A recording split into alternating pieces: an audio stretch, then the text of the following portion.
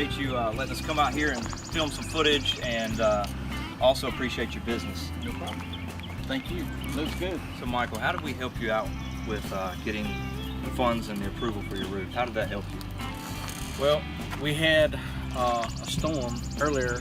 We had another roofing company come out and take a look at it, and they, for some reason or other, couldn't get the job done. So as a referral, we got Michael's number from Elevate. He called, he came out, informed us that we had 3 opportunities to get inspections done on the roof, and he, being the second one, was able to go back to the insurance company, get it approved, get the roof taken care of, and take care of all our problems. Did that save you any money? About $18,000. Y'all heard that? So Michael, how do you feel about Elevate Roofing? Number one, great. Appreciate all the help, and I would give you 100% rating, and believe me, I will tell all my friends.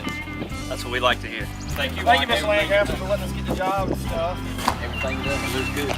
Our family protecting